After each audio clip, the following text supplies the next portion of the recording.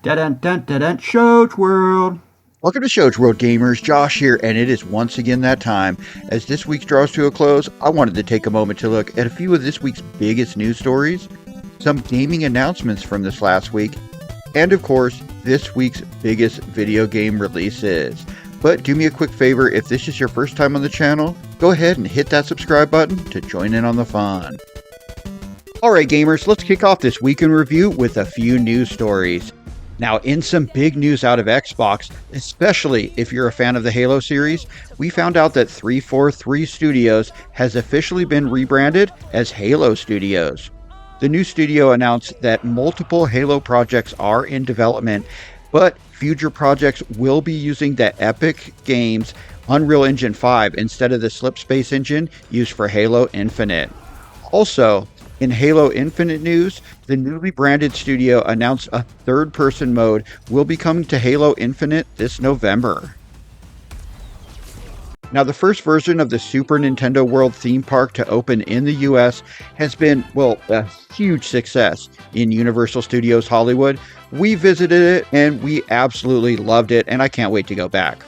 But ever since its opening back in February of last year, the land has basically been kind of left alone, unlike many other parts of the theme park, which get transformations for different seasons like Halloween and Christmas. Well, that's changing this year, as Universal announced this week that the Mushroom Kingdom-inspired land will in fact be getting a Christmas overlay this year. Now, unfortunately, another one of the big gaming companies, they're in some trouble. After the disappointing launch of Star Wars Outlaws and then the delay of Assassin's Creed Shadows, Ubisoft is reportedly looking for a buyout. This is the latest company to fall victim of the rising cost of game development as the gaming industry struggles to balance the big-budget AAA gaming market. Now, reports are pointing towards Tencent as the frontrunner to purchase Ubisoft. Next up, let's take a look at this week's biggest gaming announcements. Alright, so we did finally get a hardware announcement this week from Nintendo. But unfortunately, it was not for the Switch successor. Instead, it was for an alarm clock. The Nintendo Sound Clock Alarmo is available now exclusively through Nintendo and is a digital alarm clock. You can choose between different game themes and songs. The clock is super customizable, and it uses many of the same ideas from Pokemon Sleep to measure your sleeping. The clock is $99.99. Now, I did go ahead and order one of these. My son, he wanted one, so we'll definitely be checking it out here on the channel. So definitely stay tuned for that. That's right. Now, Star Wars Episode 1 Jedi Power Battles received an announcement trailer, as well as a January 23rd release date.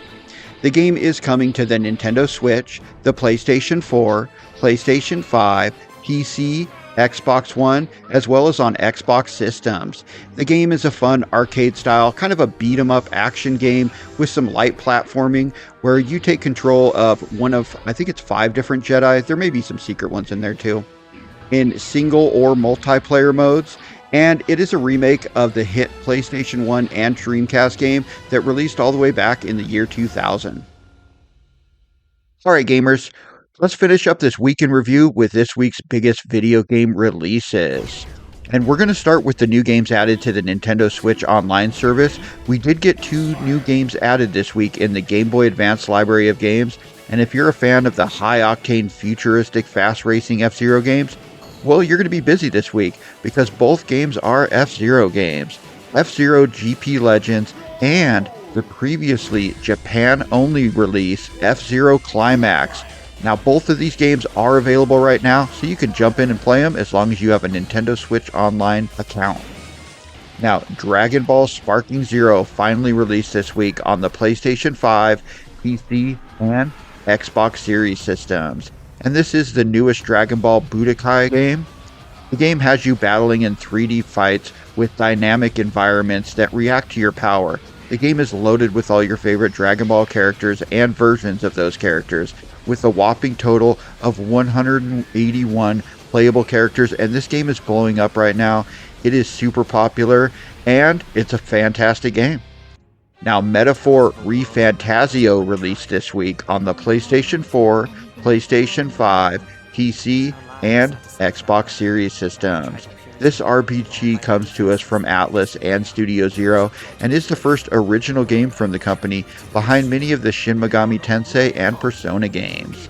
The game shares the super cool stylized menu system with the Persona series, and early reviews are pointing to it being in the Game of the Year discussion. This game is huge, over 100 hours, and people are absolutely loving it so far.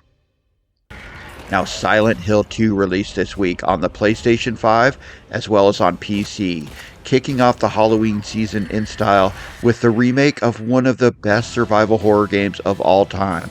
Bloober Team takes the reins of this remake of the 2001 hit game where you once again join James Sunderland, a widower who returns to the town of Silent Hill after receiving a letter from his deceased wife claiming she is there waiting for him.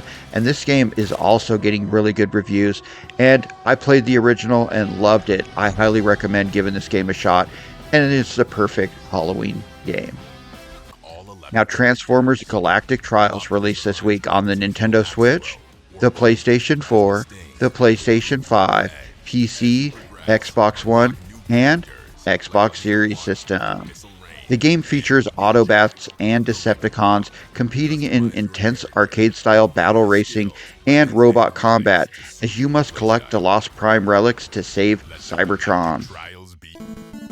Alright gamers, that concludes this week in review for the week ending on October 11th. The week started with the first sales numbers for The Legend of Zelda Echoes of Wisdom coming out of Japan, with the game scoring one of the biggest Zelda launches in the country at around 200,000 copies, and that was only for the first couple days. Now, that was a large drop-off from the huge The Legend of Zelda Tears of the Kingdom opening week of over 1 million copies sold. Then, we got word that a third-person mode is coming to Halo Infinite, which, I don't know, that seems kind of weird, doesn't seem like Halo, but it could end up being fun, I guess. We'll have to wait and see when that release is. And the week ended with Nintendo releasing a $100 alarm clock, reminding us all that, well, you never know what Nintendo is going to do next. But let me know anything we may have missed in the comments, and thanks for joining us today, gamers. Shows World out.